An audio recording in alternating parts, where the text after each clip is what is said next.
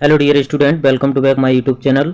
आज हम कवर करने वाले हैं क्लास 10th विज्ञान के चैप्टर फर्स्ट को, जिसका नाम है रासायनिक अभिक्रियाएं एवं समीकरण। स्टूडेंट, हिंदी मीडियम के जितने भी विद्यार्थी हैं क्लास 10th के, वो इस वीडियो को अच्छी तरह से देखें, बिल्कुल भी स्किप ना करें। और हम आपको अच्छे से अच्छे सरल भाषा में नोट्स प्रोवाइड कराते रहेंगे। तो वीडियो को स्टार्ट करते हैं, लास्ट तक बनी रहिएगा।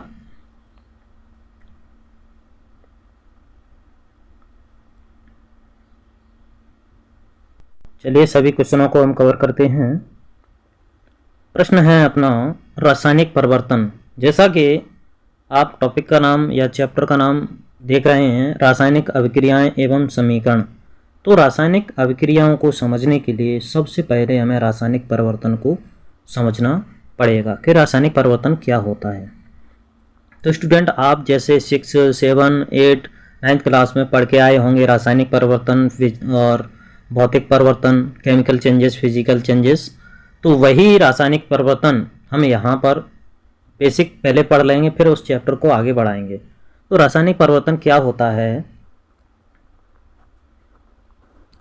एक ऐसा परिवर्तन जिसमें नए पदार्थ बनते हैं।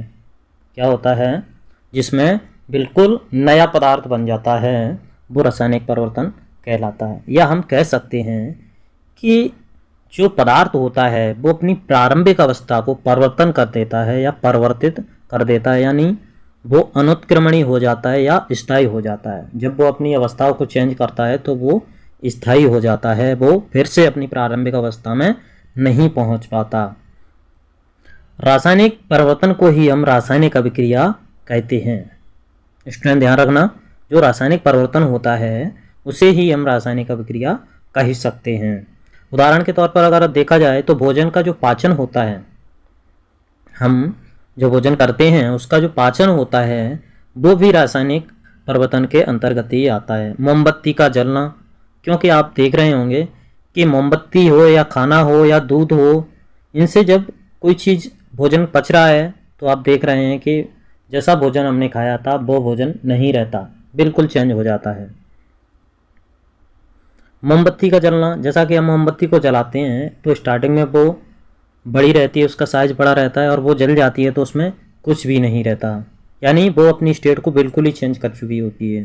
दूध से दही का बनना, तो दूध से दही का बनना भी आप देख सकते हैं कि दूध जब दही नहीं बनाता तो उस समय उसकी कैसी अवस्था थी, किस अवस्था में था, और जब दही बन गया तो वो किस अवस्था में पहुंच गया। अब दही से अगर हम रिटर्न करना चाहें कि दूध बन जाए तो ऐसा संभव नहीं है, इसीलिए इसको हम क्या कहते हैं? रासायनिक परिवर्तन नाम देते हैं। तो स्टूडेंट, रासायनिक परिवर्तन हम समझ चुके। नेक्स्ट क्वेश्चन, अभिकारक किसे कहते हैं? चलिए यहाँ पर हम अभिकारकों को कंप्लीट कर लेते हैं कि अभिकारक होता क्या है।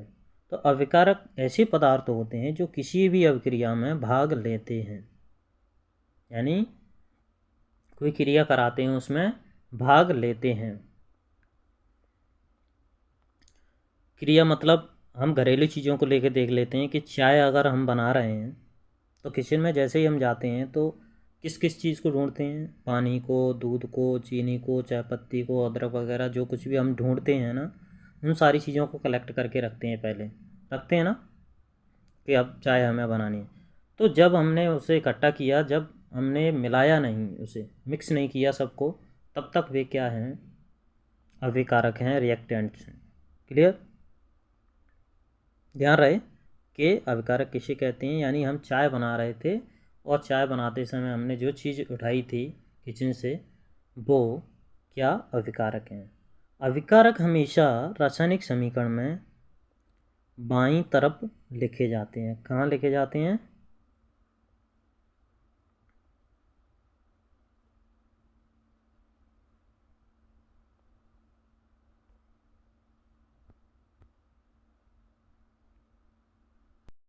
नेक्स्ट क्वेश्चन, अभिकारक किसे कहते हैं, यानी रिएक्टेंट्स किसे कहा जाता है, वो हमें बताना है।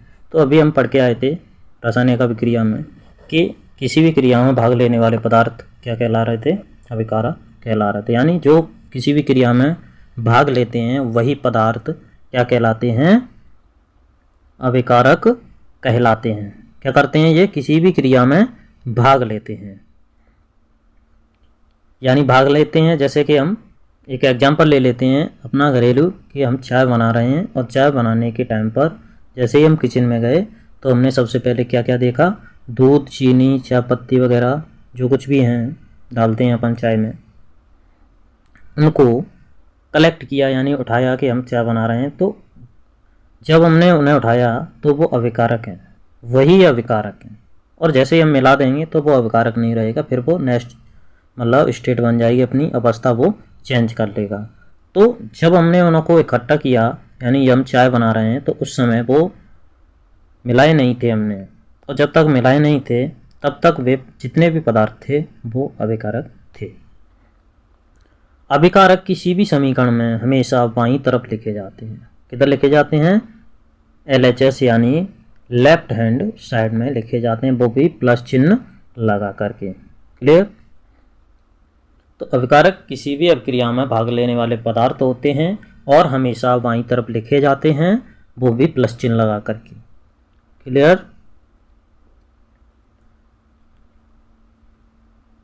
नेक्स्ट क्वेश्चन, उत्पाद किसे कहते हैं? उत्पाद, जैसा कि आपने बहुत बार नाम सुना होगा कि ये इस कंपनी का प्रोडक्ट है, ये इस चीज़ से बना है, एलोवेरा से बना है, ये नीम से बना है।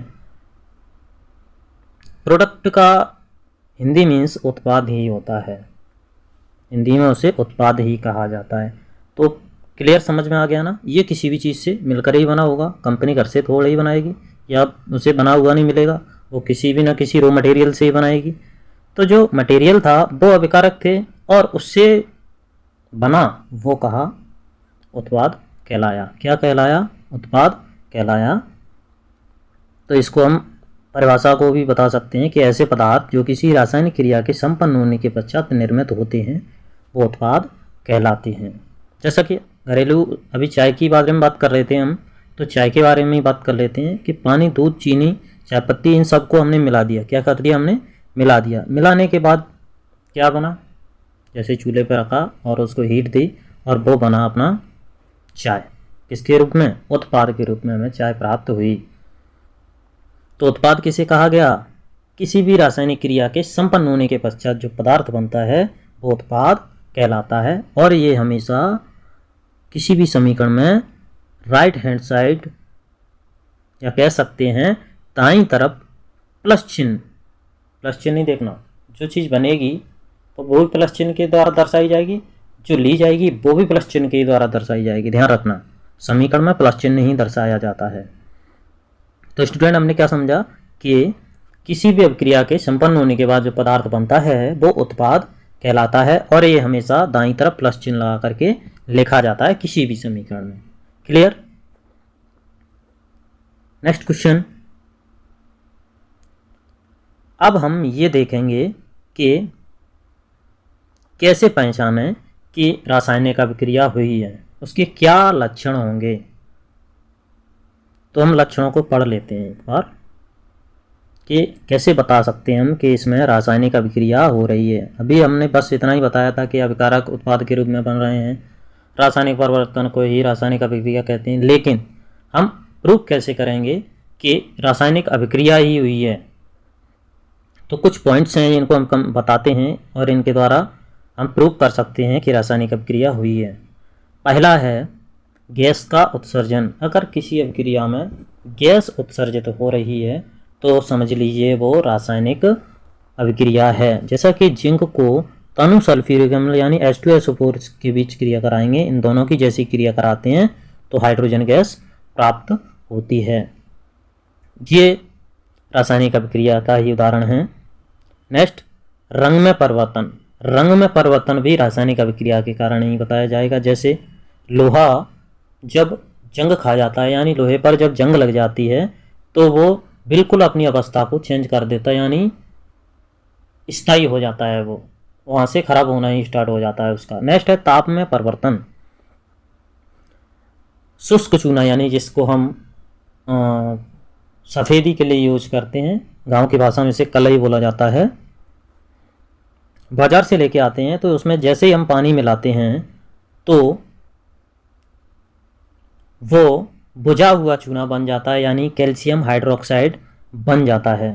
शुष्क चूने में, यानी जो सूखा पाउडर था उसमें जैसे ही हमने पानी मिलाया तो वो बुझा हुआ चूना के नाम से हम जान सकते हैं उसे, या कैल्शियम हाइड्रोक्साइड बनता है। और इससे क्या होता है, बहुत ज़्यादा हीट भी निकलती है। आप चेक करना कभी, जो चूना लेके आते हैं बाज़ार से उसमें हीट बहुत ज़्यादा निकलती है। नेक्स्ट, अवस्था में परिवर्तन, स्टेट भी चेंज हो जाएगी, उसकी अवस्था भी बिल्कुल चेंज हो जाएगी। यानी हाइड्रोजन गैस और ऑक्सीजन गैस जब दोनों अभिक्रिया करते हैं तो द्रव अवस्था में जल प्राप्त होता है, यानी दोनों गैस के मिलने से जल प्राप्त हुआ।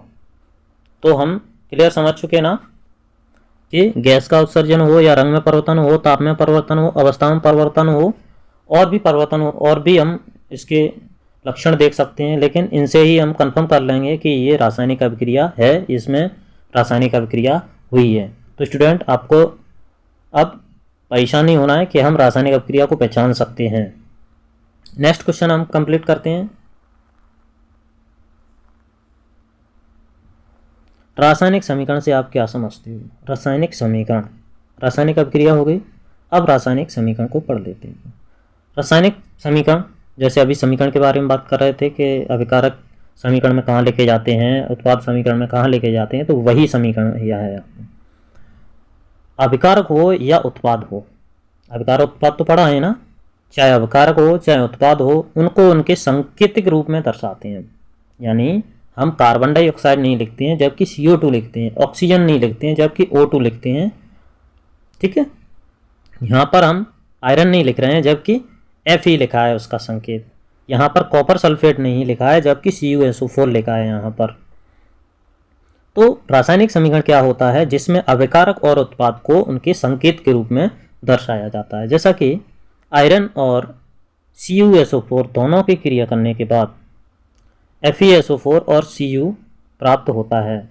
यानी एक क्वेश्चन यहाँ से बनता है कि जब आयरन, या कह सकते हैं लोहे की कील को कॉपर सल्फेट के विलयन में डुबोया जाता है तो उसका रंग क्यों बदल जाता है, ये उस क्वेश्चन का, या कह सकते हैं उस अभिक्रिया के बारे में बात कर सकते हैं, उसी का एग्जाम्पल है। तो यहाँ पर हमने क्या देखा कि रासायनिक समीकरण किसे कहा गया, जिसमें अभिकारक और उत्पादों को संकेत के रूप में दर्शा दिया। आयरन को हमने Fe बता दिया, CuSO4 को, कॉपर सल्फेट को हमने CuSO4 बता दिया, आयरन सल्फेट का FeSO4 बता दिया, Cu को, कॉपर को Cu बता दिया। यानी हम यहाँ पर जो दर्शा रहे हैं वो उनके संकेत के रूप में दर्शा रहे हैं, ना कि उनको हमने वर्ड के रूप में दर्शाया। क्लियर?